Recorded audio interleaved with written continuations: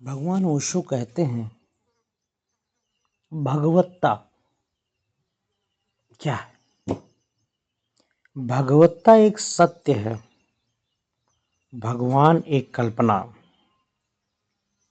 भगवत्ता एक अनुभव है, भगवान एक प्रतीक, एक प्रतिमा। जैसे तुमने भारत माता की तस्वीरें देखी हों, कोई चाहे तो प्रेम की तस्वीर बना ले। लोगों ने प्रभात की तस्वीरें बनाई, रात्रि की तस्वीरें बनाई, प्रकृति को रूपायित करने की चेष्टा की है। काव्य की तरह वह सब ठीक है, लेकिन सत्य की तरह इसका कोई मूल्य नहीं। जीवन के अस्तित्व संज्ञाओं में नहीं बनता है, यह क्रियाओं से बनता है। और यह हमारी भाषा संज्ञाओं पर जोर देती है। जैसे सच पूछो तो हम कहते हैं कि वृक्ष है, तो गलत कहते हैं। कहना चाहिए कि वृक्ष हो रहा है।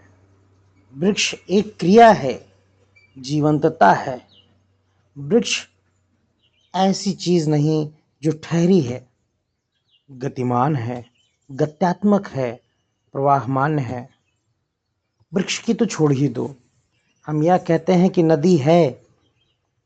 यूनान के रहस्यवादी हेराक्लाइट्स ने कहा कि एक ही नदी में दोबारा उतरना संभव नहीं। तो भगवान ओशो कहते हैं कि एक ही नदी में एक बार उतरना संभव नहीं, क्योंकि जब तुम्हारा पैर नदी के ऊपरी तल को छूता है तब नदी भाग जा रही है। जब तुम्हारा पैर थोड़ा पानी के अंदर धंसता है तब तक ऊपर का पानी भागा जा रहा है। जब तक तुमने पैर से नदी के तल को छू पाना तब तक कितना पानी बह चुका है यह तुम्हें नहीं पता है। एक ही नदी में एक बार उतर पाना संभव नदी प्रवाह है, लेकिन हम नदी को ठहरी हुई संज्ञा बना लेते हैं। काश हम भाषा को क्रियाओं में बदल दें तो हम सत्य के ज़्यादा करीब पहुंच जाएंगे। वो मेरी चेष्टा है, इसलिए मैं भगवान पर जोर नहीं देता हूँ, मैं भगवत्ता पर जोर देता हूँ। भगवान का अर्थ हुआ अनुभूति, प्रवाहमान अनुभूति। भगवत्ता का अर्थ हुआ नहीं कोई पूजा करनी है, नहीं कोई प्रार्थना करनी है, नहीं किन्हीं मंदिरों में घड़ियाल बजाने हैं, न पूजा के ताल सजाने हैं, न अर्चना, न विधि, न विधान, न यज्ञ हवन, वरन अपने भीतर के जीवन की सतत धारा, उस धारा को अनुभव करना है।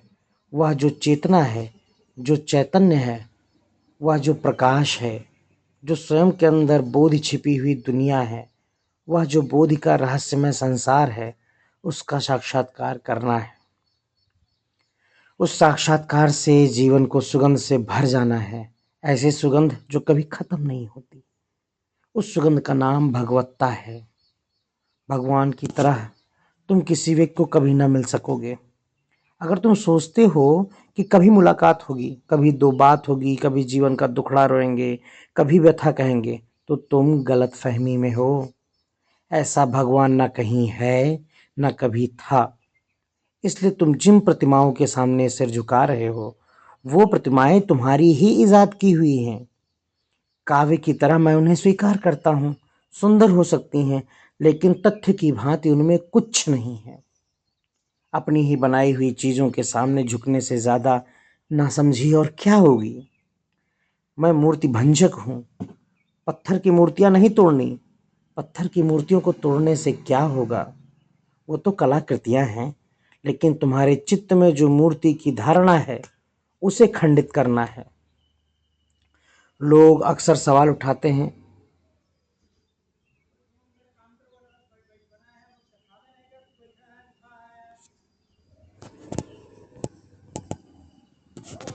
भैया